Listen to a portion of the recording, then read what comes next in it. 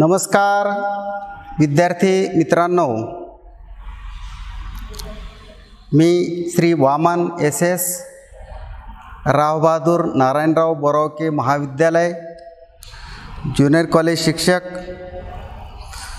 माझा विषय आहे भूगोल। आपण इयत्ता 12वी या वर्गाच्या अभ्यासक्रमामध्ये आज प्रकरण क्रमांक 6 की प्रकरणाचं नाव आहे तृतीयक आर्थिक क्रिया। एकंदरीत मानवाचे जे वेगवेगळे व्यवसाय आहे त्या व्यवसायांमध्ये मुख्यतः प्राथमिक श्रेणीचे व्यवसाय, द्वितीय श्रेणीचे व्यवसाय आणि तृतीय श्रेणीचे व्यवसाय असं एक मानवी व्यवसायांचं वर्गीकरण एकंदरीत केलं जातं। मागील प्रकरणांमध्ये प्राथमिक व्यवसायाच्या संदर्भात आणि वेगवेगळ्या प्राथमिक आणि द्वितीयक व्यवसायाच्या संदर्भातली माहिती मागील प्रकरणांमध्ये आपण एकंदरीत अभ्यासलेली आहे। आज तृतीयक आर्थिक क्रिया या 6व्या प्रकरणाची माहिती जी आहे, हे प्रकरण जे आहे ते आपण एकंदरीत अभ्यासणार आहोत। मानवाला आपल्या मूलभूत गरजा पूर्ण करण्यासाठी वेगवेगळ्या ज्या आर्थिक क्रिया कराव्या लागतात, त्या आर्थिक क्रियांच्या माध्यमातून तो आपल्या अनेक गरजांची पूर्तता करत असतो आणि आपल्या सर्वांगीण विकासाच्या दृष्टिकोनातून सातत्याने वेगवेगळ्या आर्थिक क्रियांमध्ये तो समाविष्ट असतो। मानव हा बुद्धिमान प्राणी असल्यामुळे त्याला वेगवेगळ्या व्यवसायांची कला जी आहे ती प्रामुख्याने अवगत झालेली आहे। तृतीयक आर्थिक क्रिया या आर्थिक क्रियेचं एकंदरीत संकल्पनेचं स्वरूप या ठिकाणी जर आपण विचारात जर घेतलं तर तृतीयक आर्थिक क्रिया म्हणजे काय, तर त्याची व्याख्या अगदी साध्या आणि सोप्या भाषेत एकंदरीत आपल्याला सांगता येईल की मानवाचे जे विविध सेवा व्यवसाय जे आहे किंवा मानवाने जे विविध सेवा व्यवसाय केलेले आहे त्या सर्व सेवा व्यवसायांना तृतीयक आर्थिक क्रिया असे म्हणतात। मग त्यामध्ये त्याने अनेक प्रकारच्या सेवा व्यवसायांची निर्मिती आपल्या गरजेतून केलेली असते, कारण प्राथमिक आणि द्वितीयक आर्थिक क्रियेसाठी तृतीयक आर्थिक क्रियेतील सेवेची त्याला नितांत गरज असते आणि त्या व्यवसायाच्या माध्यमातून तो आपल्या प्राथमिक आणि द्वितीयक श्रेणीच्या व्यवसायांना गती देण्याचं काम प्रामुख्याने करत असतो। वेगवेगळ्या स्तरावर प्रामुख्याने मग उद्योगधंदे उभारताना, शेती व्यवसाय करताना, पशुपालन व्यवसाय करताना, मासेमारी व्यवसाय करताना, खाणकाम व्यवसाय करताना किंवा मांस उत्पादन करताना, पशुपालन व्यवसाय करताना अनेक प्रकारचे व्यवसाय जे आहे किंवा वनसंकलनाचे व्यवसाय करताना त्याला तृतीयक आर्थिक क्रियेच्या व्यवसायांची किंवा सेवा व्यवसायांची त्याला नितांत गरज असते आणि त्यातून तो प्रामुख्याने आपला व्यवसाय हा विकसित करण्याचा प्रयत्न एकंदरीत करत असतो। मग तृतीयक आर्थिक क्रियांमध्ये अनेक सेवा व्यवसायांचा एकंदरीत यामध्ये समावेश आहे की ज्यामध्ये आपल्याला सांगता येईल व्यापार ही एक सेवा आहे, वाहतुकीच्या संदर्भातली सेवा आहे, दुकानदारसुद्धा ग्राहकांना सेवा पुरवतो वेगवेगळ्या वस्तूंची उपलब्धता करून, संदेशवहन यंत्रणेच्या माध्यमातूनही त्याला लिखित अथवा ध्वनी स्वरूपातील संदेश आदान प्रदान करण्याची सेवा एकंदरीत प्राप्त होते। त्यातून त्याची वेळेची आणि पैशाची प्रामुख्याने बचत होत असते आणि म्हणून तृतीयक आर्थिक क्रियांच्या बाबतीतला एकंदरीत भाग जर आपण भौगोलिक स्पष्टीकरणाच्या आधाराने जर या ठिकाणी आपण अभ्यासला तर यामध्ये पहिलं वैशिष्ट्य या ठिकाणी आपल्याला सांगता येईल की मानवाच्या सर्व आर्थिक क्रियेतून मानवी गरजांची पूर्तता होत असते. कारण मानवाला अनेक प्रकारच्या गरजांची पूर्तता करण्यासाठी सर्व आर्थिक क्रिया ह्या करणं क्रमप्राप्त आहे. कारण त्या वेगवेगळ्या आर्थिक क्रिया किंवा व्यवसाय केल्याशिवाय त्याला आपल्या गरजांची पूर्तता करता येत नाही. आणि म्हणून मानव हा प्राथमिक, द्वितीयक आणि तृतीयक अशा वेगवेगळ्या आर्थिक क्रिया किंवा वेगवेगळे हे व्यवसाय मानव प्रामुख्याने करत आलेला आहे. प्राचीन काळापासून मानवाने वेगवेगळ्या व्यवसायांची निर्मिती करताना काळानुरूप प्रामुख्याने आपल्या व्यवसायांमध्ये बदल केले आणि त्या बदलाचा एकंदरीत भाग अलीकडच्या काळात आपल्याला विकसित स्वरूपातला एकंदरीत निदर्शनाला येत असतो. दुसरं एक वैशिष्ट्य आपल्याला एकंदरीत सांगता येईल की मानवी आर्थिक क्रिया काही निसर्गावर आधारित असतात. उदाहरणार्थ आपण बघितलं का की शेती हा व्यवसाय हा निसर्गावर आधारित आहे. कारण हवामानाच्या अनुकूलतेच्या माध्यमातून, सुपीक मृदेच्या माध्यमातून त्याला शेती व्यवसाय करता येतो. शेतीतून प्रत्यक्ष उत्पादन तो प्रामुख्याने घेत असतो. किंवा वेगवेगळ्या स्तरावर किंवा पशुपालन करताना निसर्गावर आधारित त्याला पशुपालन त्या ठिकाणी करावं लागतं. कारण जनावरांना चारण्यासाठी जागा किंवा गवताळ कुरणांची त्याला उपलब्धता असणं गरजेचं आहे.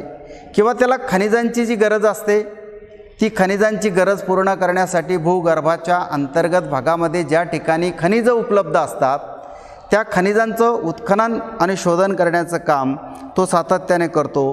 किंवा वनांमधून तो लाकूडतोड व्यवसाय करतो.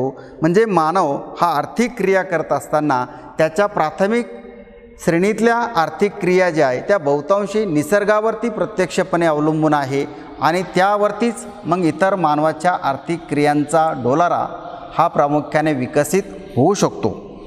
तिसरं एक वैशिष्ट्य या ठिकाणी सांगता येईल की या व्यवसायातील काही उत्पादनं मानव थेट वापरतो, म्हणजे प्रत्यक्षपणे वापरतो.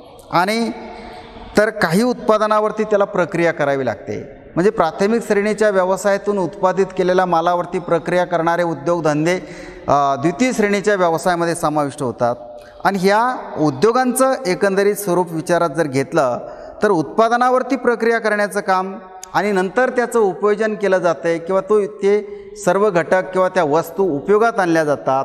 वस्तुनिर्मिती करून त्याचा वापर केला जातो किंवा वेगवेगळ्या प्रकारचे उपयोजित असणाऱ्या घटकांचा मानव आपल्या दैनंदिन जीवनामध्ये एकंदरीत वापर करत आलेला आहे, उपयोग करत आलेला आहे.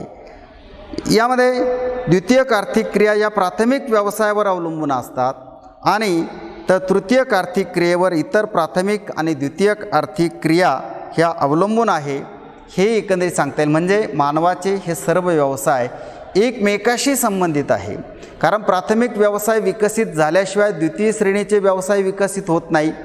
द्वितीय श्रेणीचे व्यवसाय विकसित झाल्याशिवाय तृतीय श्रेणीच्या व्यवसायांना, सेवा व्यवसायांना त्या ठिकाणी गती प्राप्त होत नाही. आणि तृतीय श्रेणीच्या व्यवसायांचं अस्तित्व हे प्राथमिक आणि द्वितीयक आर्थिक क्रियेवरती विशेषतः अवलंबून आहे. हे यामध्ये एकंदरीत आपल्याला सांगता येईल. त्यानंतर दुसरं एक वैशिष्ट्य की सर्व लोकोपयोगी सेवांचा समावेश जो आहे तो तृतीयक आर्थिक क्रियेमध्ये प्रामुख्याने होत असतो. कारण सगळ्या लोकोपयोगी सेवा, मग तीमध्ये शिक्षण सेवा असेल, व्यापाराच्या संदर्भातली सेवा असेल, वाहतुकीच्या संदर्भातली सेवा असेल, संदेशवहन यंत्रणेच्या संदर्भातली सेवा असेल किंवा तुम्ही एखाद्या ठिकाणी फिरण्यासाठी गेला पर्यटनाच्या संदर्भातली सेवा असेल किंवा अन्य प्रकारच्या असणाऱ्या सर्व सेवा व्यवसायांचा समावेश जो आहे की जो लोकांच्या दृष्टिकोनातून अत्यंत महत्त्वाचा असतो आणि लोकोपयोगी सेवा म्हणून त्यांना विशेषतः महत्त्व प्राप्त झालेलं असतं. हे यामध्ये एकंदरीत आपल्याला सांगता येईल. आणि म्हणून तृतीयक आर्थिक क्रिया ह्या वेगवेगळ्या सेवा व्यवसायांच्या माध्यमातून ज्या विकसित झालेल्या आहे की मानवाच्या आर्थिक विकासाला चालना देण्यासाठी त्यांना विशेष महत्त्व आलेलं आहे. आणि म्हणून या तृतीयक आर्थिक क्रियांचं एकंदरीत वर्गीकरण या ठिकाणी आपण अभ्यासणार आहोत की मुख्यतः 4 गटामध्ये त्याचं वर्गीकरण केलं जातं. व्यापार आणि वाणिज्य हा पहिला गट आहे, दुसरा वाहतूक, तिसरा संदेशवहन आणि चौथा आहे इतर सेवा. या सर्व तृतीयक आर्थिक क्रियांचं वर्गीकरण करत असताना त्यामध्ये तृतीयक आर्थिक क्रियांचा एक वैशिष्ट्यपूर्ण भाग जर विचारात जर घेतला तर तृतीयक आर्थिक व्यवसायामध्ये प्राथमिक व्यवसायाप्रमाणे निसर्गातून काही प्रत्यक्षपणे घेतलं जात नाही. म्हणजे तृतीयक आर्थिक क्रिया ह्या प्रत्यक्ष उत्पादन प्रक्रियेत सहभागी नसतात. प्रत्यक्ष उत्पादन करत नाही, पण उत्पादित मालाला मात्र मूल्य प्राप्त करून देण्याचं काम या तृतीयक आर्थिक क्रियेच्या माध्यमातून एकंदरीत झालेलं आहे. हे निश्चितपणे एकंदरीत आपल्याला सांगता येईल. दुसरा की तृतीयक व्यवसायातून कोणतंही उत्पादन जरी झालेलं नसलं, परंतु उत्पादित मालाला किंमत प्राप्त करून देण्याचं काम, मूल्य प्राप्त करून देण्याचं काम हे तृतीयक आर्थिक क्रियेतून झालेलं आहे. उदाहरणार्थ वाहतूक सेवा. मग त्यामध्ये शेती मालाचं उत्पादन घेतल्यानंतर त्या शेतीमालाची वाहतूक करण्यासाठी आपल्याला रस्ते वाहतूक, लोहमार्ग वाहतूक किंवा जलमार्ग वाहतूक ही त्या ठिकाणी उपलब्ध असायला पाहिजे. आणि जर आपण उत्पादित केलेला माल किंवा वस्तू वेळेत बाजारपेठांपर्यंत किंवा ग्राहकांपर्यंत जर पोहोचल्या तरच खऱ्या अर्थाने तृतीयक आर्थिक व्यवसायातून खऱ्या अर्थाने त्या वस्तूला किंमत प्राप्त होऊ शकते, उत्पादकाला त्याचा फायदा त्या ठिकाणी होऊ शकतो. हे यामध्ये एकंदरीत आपल्याला सांगता येईल.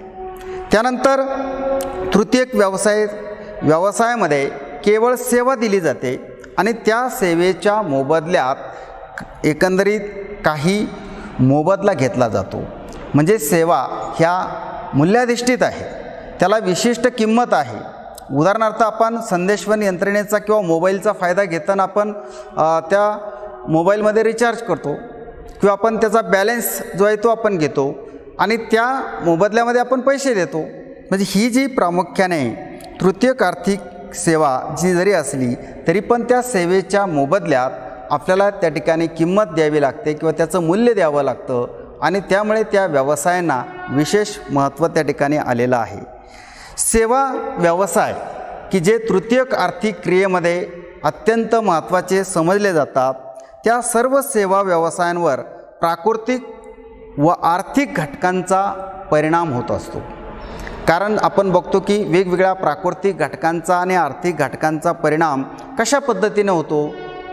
तर कोणत्याही सेवा, उदाहरणार्थ वाहतूक सेवा असेल तर वाहतुकीवरती भूरचनेचा परिणाम होतो किंवा त्या ठिकाणी असणाऱ्या हवामानाचा परिणाम होतो किंवा रस्ते लोहमार्ग निर्माण जर केलेले असतील तरच त्या ठिकाणी ती वाहतूक सेवा चांगल्या प्रकारे विकसित होऊ शकते. म्हणजे आर्थिक घटकाचाही एकंदरीत परिणाम प्रामुख्याने होत असतो आणि म्हणून वाहतूक सेवावर, सेवा व्यवसायांवर प्राकृतिक आर्थिक घटकांचा विशेष परिणाम आहे. पर्यटन व्यवसायावरती सुद्धा प्राकृतिक आणि आर्थिक घटकाचा परिणाम प्रामुख्याने होत असतो. वेगवेगळ्या किंवा व्यापारावरती सुद्धा प्राकृतिक आणि आर्थिक घटकाचा परिणाम प्रामुख्याने होत असतो. असे वेगवेगळे जे सेवा व्यवसाय म्हणून गणले जातात त्या सर्व सेवा व्यवसायांचा एकूण परिणाम हा मानवाच्या वेगवेगळ्या सेवा व्यवसायांवरती विशेषतः झालेला आहे. हे यामध्ये एकंदरीत आपल्याला स्पष्ट करता येईल.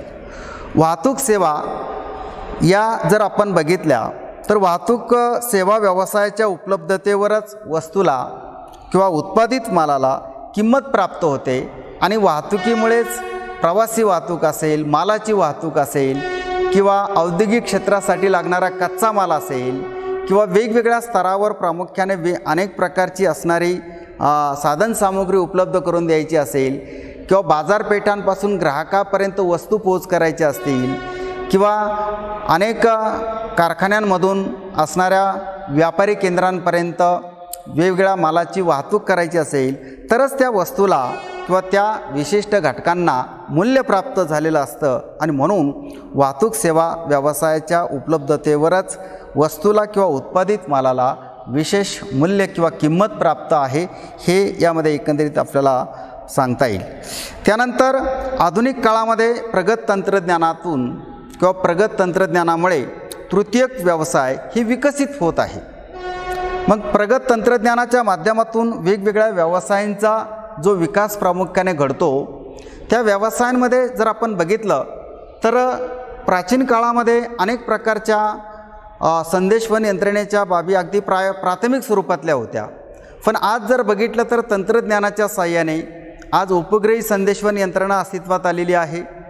बिनतारी संदेश यंत्रणा अस्तित्वात आलेली आहे. म्हणजे पोस्ट ऑफिस किंवा वेगवेगळ्या तार ऑफिस यापेक्षाही जलद गतीनं या सेवा व्यवसायांचा विकास प्रामुख्याने झाला. तेच वाहतुकीच्या बाबतीतही घडलेलं आहे. कारण पूर्वीच्या काळामध्ये असणाऱ्या वाहतुकीच्या सेवा ह्या अगदी प्राथमिक स्वरूपातल्या होत्या की त्यामध्ये प्राण्यांचा वापर, घोड्यांचा वापर किंवा बैलगाडीचा वापर केला जायचा. पण आज जर बघितलं तर वाहतूक सेवा ही अत्यंत गतिमान स्वरूपातली झालेली आहे. रस्ते वाहतुकीच्या माध्यमातून, लोहमार्ग वाहतुकीच्या माध्यमातून अनेक सेवा या आधुनिक तंत्रज्ञानाशी जोडल्या गेल्यामुळे वेळेची आणि पैशाची बचत त्या माध्यमातून होऊ शकलेली आहे. आणि म्हणून आधुनिक काळात प्रगत तंत्रज्ञानातून तृतीयक आर्थिक व्यवसाय हे विकसित होत चाललेले आहे, हे यामध्ये एकंदरीत आपल्याला सांगता येईल. आणि म्हणून व्यवसायांचा, सेवा व्यवसायांचा एकंदरीत समावेश करत असताना वेगवेगळ्या सेवा व्यवसायातून मानवाला आपल्या अनेक गरजांची पूर्तता करता आलेली आहे. मानवाला वेगवेगळ्या क्षेत्रामध्ये आपली प्रगती साध्य करता आलेली आहे. औद्योगिक क्षेत्राचा विकास हा प्रामुख्याने वेगवेगळ्या सेवा व्यवसायांशी प्रामुख्याने निगडीत आहे. आणि अन्य प्रकारच्या असणाऱ्या सेवा व्यवसायातून मानव हा अनेक व्यवसायांना चालना देऊ शकतो. प्राथमिक व्यवसायामध्ये, द्वितीयक आर्थिक व्यवसायामध्ये आमूलाग्र असे बदल मानव जे करू शकला त्याला एकमेव म्हणजे तृतीयक आर्थिक क्रिया ह्या विकसित झाल्यामुळे मानवाला ते शक्य झालेलं आहे. आणि म्हणून मानव हा वेगवेगळ्या व्यवसायांच्या माध्यमातून आपली प्रगती करण्यासाठी तंत्रज्ञानाची जोड ही प्रामुख्याने देण्याचा प्रयत्न करतोय, हे यामध्ये एकंदरीत आपल्याला सांगता येईल. त्यानंतर दुसरा एक या ठिकाणी आपण काही वर्गीकरणातले टप्पे या ठिकाणी जे अभ्यासले की ज्यामध्ये आपल्याला प्रथमतः या ठिकाणी विचारात घ्यायचं आहे की तृतीयक आर्थिक क्रियांचं वर्गीकरण अभ्यासत असताना त्यामध्ये प्रथमतः आपण वाहतूक हा जो प्रामुख्याने घटक आहे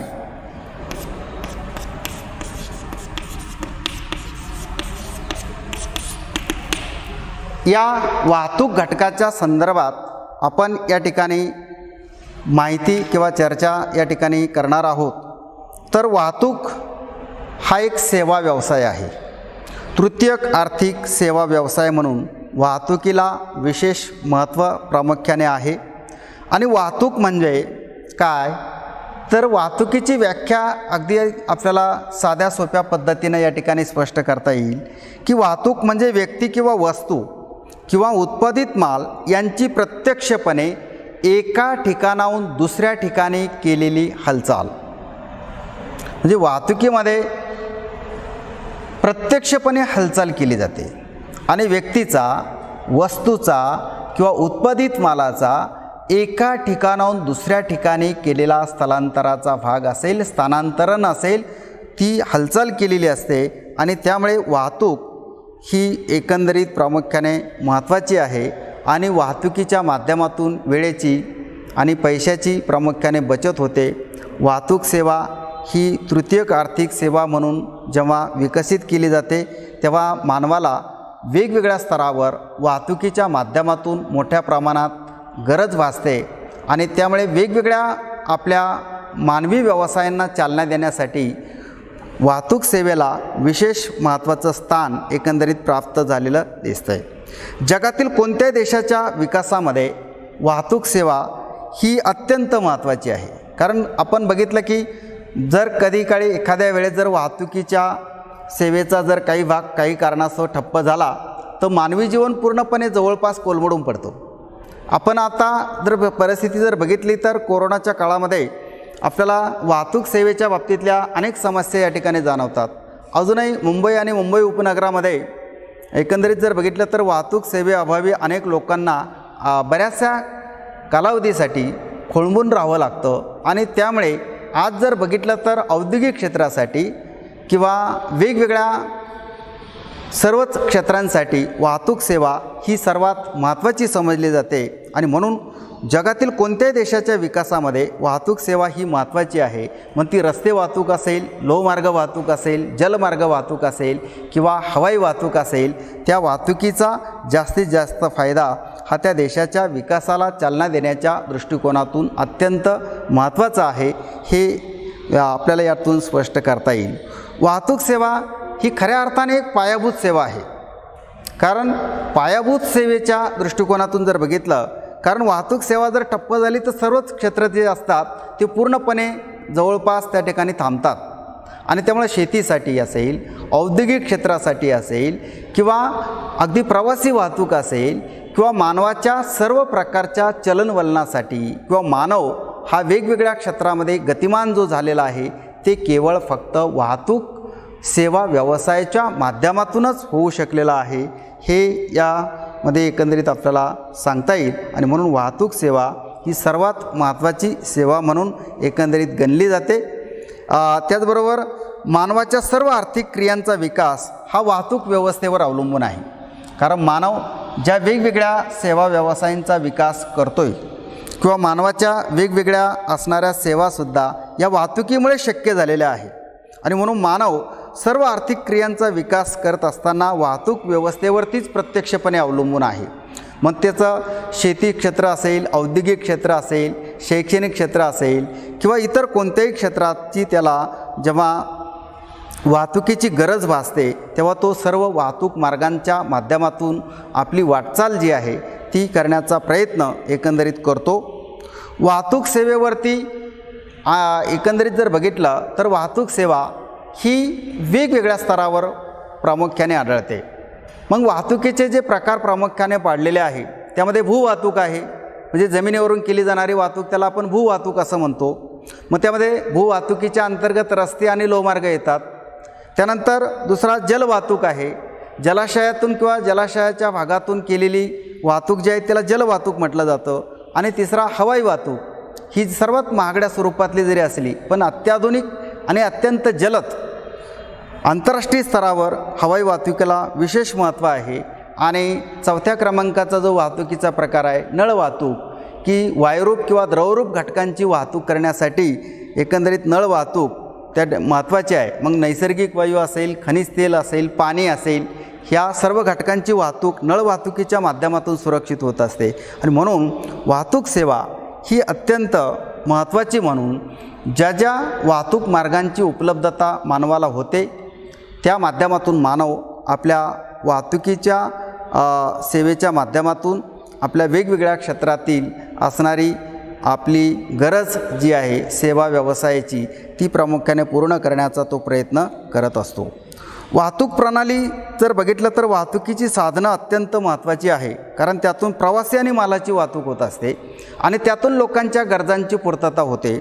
आणि म्हणून जगात वाहतुकीचे गरजेनुसार वाहतूक प्रकार जे विकसित झालेले आहे त्या सर्व प्रकारांच्या बाबतीतला भाग विचारात जर घेतला तर भौगोलिक घटकांचा परिणाम हा वाहतुकीवरती होतो. मग भूरचना असेल, स्थान असेल, हवामान असेल, हे सर्व घटक वाहतूक व्यवसायावर किंवा वाहतूक सेवेवरती प्रत्यक्षपणे परिणामकारक ठरतात. मैदानी प्रदेशामध्ये रस्ते वाहतूक, लोहमार्ग वाहतूक सहज विकसित करता येते. कारण रस्त्यांचं जाळं हे मैदानी प्रदेशामध्ये विकसित असतं, लोहमार्गांचं जाळं विकसित असतं. आणि त्यामुळे वाहतूक मार्गांचा विकास हा मात्र करत असताना रस्ते लोहमार्गाला मर्यादा मात्र जर बघितल्या तर पर्वतीय प्रदेशामध्ये किंवा दुर्गम भागामध्ये त्याचा विकास करण्यास मात्र अडथळा त्या ठिकाणी आलेला असतो. त्यामध्ये एकंदरीत जर बघितलं तर आफ्रिका आणि दक्षिण अमेरिका खंडातल्या घनदाट वनांच्या प्रदेशात, विशेषतः विषुवृत्तीय घनदाट वनांचे जे प्रदेश आहे, मग दक्षिण अमेरिका खंडातील ॲमेझॉन नदीचं खोरं असेल घनदाट वनांचं, किंवा आफ्रिका खंडातील कांगो नदीचं खोरं असेल घनदाट वनांचं, अत्यंत दुर्गम आहे. अशा प्रदेशातही रस्ते वाहतूक किंवा लोहमार्ग वाहतूक विकसित करता येत नाही. किंवा जगातले प्रमुख वाळवंटी प्रदेश, दलदलीचे प्रदेश या ठिकाणी वाहतूक मार्ग निर्माण करण्यास अडथळे येतात. परंतु आपण बघितलं की त्याला पर्यायी अनेक वाहतूक मार्गांचा उपलब्धतेचा भाग त्या ठिकाणी निर्माण केल्यामुळे सध्या तंत्रज्ञानाच्या साहाय्याने हवाई वाहतुकीत एकंदरीत वाढ होत आहे. जगातील जे विकसित राष्ट्र आहे त्या विकसित राष्ट्रांनी मोठ्या प्रमाणावरती वाहतूक मार्गांचा विकास करत असताना हवाई वाहतुकीला विशेष स्थान दिलेलं आहे. आंतरराष्ट्रीय स्तरावर अनेक देशांनी देशांतर्गत आणि आंतरराष्ट्रीय सामंजस्य निर्माण करण्यासाठी किंवा आंतरराष्ट्रीय व्यापार हाताळण्यासाठी मोठ्या प्रमाणावरती किंवा आंतरराष्ट्रीय राजकारणातला सहभाग नोंदवण्यासाठी हवाई वाहतुकीला जगातल्या सर्वच राष्ट्रांनी विशेष महत्त्व दिलेलं आहे। आणि व्यापाराच्या दृष्टिकोनातून जर बघितलं तर जलमार्गाने जी वाहतूक केली जाते ती स्वस्त, सुलभ आणि सुरक्षित असते। आणि म्हणून जलमार्ग वाहतूक स्वस्त आहे, सुलभ आहे, सुरक्षित आहे। इंधनाचाही त्या ठिकाणी कमी प्रमाणात वापर होतो आणि म्हणून व्यापार करण्यासाठी आज जगामध्ये सर्वात जास्त जलमार्ग जे आहे ते जास्तीत जास्त उपयोगात आणले जातात। कारण जलमार्गाने आज जगातला बहुतांशी आंतरराष्ट्रीय निर्यात व्यापार आणि आयात व्यापार जो आहे तो हाताळला गेलेला आहे। आणि म्हणून आज सुएझ कालवा असेल, पनामा कालवा असेल, उत्तर अटलांटिक जलमार्ग असेल, या सर्व जलमार्गांचा जो आज मानव मोठ्या प्रमाणावरती व्यापाराच्या माध्यमातून उपयोग करून घेतो आहे, आयात निर्यात व्यापार प्रामुख्याने करतो आहे। आणि त्यामुळे व्यापारासाठी एकंदरीत जलमार्गांचा आज जास्तीत जास्त वापर मोठ्या प्रमाणात केला गेलेला आहे। मग हवाई वाहतूक जी आहे, हवाई वाहतूक ही अत्यंत महागड्या स्वरूपातली आणि सर्वसमावेशक नाही आहे। कारण जगातल्या सर्वच राष्ट्रांना हवाई वाहतुकीचा विकास साध्य करता येत नाही। कारण जगातील जे विकसित देश आहे त्यांनी हवाई वाहतुकीसाठी मोठ्या प्रमाणावरती भांडवलाची गुंतवणूक केलेली आहे, तंत्रज्ञान विकसित केलेलं आहे। मग संयुक्त संस्थाने असेल, कॅनडा असेल, जपान असेल, फ्रान्स असेल, जर्मनी असेल, हे जे विकसित देश आहे यांनी हवाई वाहतुकीचा मोठ्या प्रमाणावरती फायदा करून घेतलेला आहे। आणि त्या लोकांची, कारण जे विकसित राष्ट्रातील जे लोक असतात त्यांची क्रयशक्ती प्रामुख्याने विकसित असते, आर्थिक स्रोत त्यांचे वाढलेले असतात। परंतु विकसनशील आणि अविकसित राष्ट्र जे आहे जगातील त्यांना मात्र हवाई वाहतुकीच्या विकासाला मर्यादा पडतात। आणि नैसर्गिकदृष्ट्यासुद्धा हवाई वाहतुकीला काही ज्या मर्यादा आहे, जर हवामानामध्ये काही प्रतिकूलता निर्माण जर झाली तर हवाई वाहतुकीलासुद्धा मर्यादा येऊ शकतात। दाट धुकं पडलं असेल किंवा पर्वत शिखरांचे भाग असतील तर त्या अशा ठिकाणी हवाई वाहतूक करणं धोक्याचं ठरतं। आणि म्हणून हवाई वाहतूक ही सेवा जरी काही प्रमाणात नैसर्गिक घटकांनी नियंत्रित केलेली असली, मर्यादित टाकलेली असली, तरी पण त्या सेवेला अलीकडच्या काळात हवाई वाहतुकीला विशेष महत्त्वाचं स्थान आहे। तर विद्यार्थी मित्रांनो, आपण तृतीयक आर्थिक क्रिया या प्रकरणामध्ये मानवाच्या तृतीयक आर्थिक सेवा व्यवसायांच्या संदर्भातली माहिती या ठिकाणी जी आपण अभ्यासली, त्या सेवा व्यवसायांचं विशेष मानवी स्तरावरती असणारं जे महत्त्व जे आहे आणि तृतीयक आर्थिक क्रियांचं वर्गीकरण अभ्यासून त्यातील वाहतूक या सेवा व्यवसायाच्या संदर्भातली चर्चा जी आहे ती या ठिकाणी आज आपण केलेली आहे। राहिलेली माहिती आपण नंतरच्या तासिकेत अभ्यासूया। धन्यवाद।